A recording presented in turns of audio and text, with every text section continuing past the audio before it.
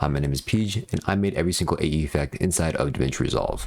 Almost. You see, I've been making Resolve tutorials for about 4 years, and I try all the time to recreate effects from AE tutorials, but it got annoying when I didn't have the same effect that they had in their program, and I had to find my own workaround. But then, not too long ago, there was this one guy who started teaching how to code in Fusion, and showed me that there was new possibilities of being able to create more advanced tools in Resolve, and that was all I needed to attempt to create solutions that not only upgraded Resolve editors, but also help AE editors switch to Resolve easier. First, I took a whole list of AE effects and tried to match them up with the closest node from DaVinci Resolve, and whichever effect seemed too off from the original, I tried to make a solution for with DaVinci Resolve's macro system and the new coding methods that I learned. After 6 months of long work, the results were that Resolve had 18 nodes that were literally just universal effects, like the transform, directional blur, and brightness and contrast, 45 effects that I just renamed to other existing nodes, like the color curves node to the curves effect, or the grid warp node to the mesh warp effect, and then there was just over 100 macros that I made which fulfilled the missing effects from Resolve. This includes effects like the warp node, the bender node, the glass node, chirp displace, wave warp, globulize, roughen edges, smear effect, and much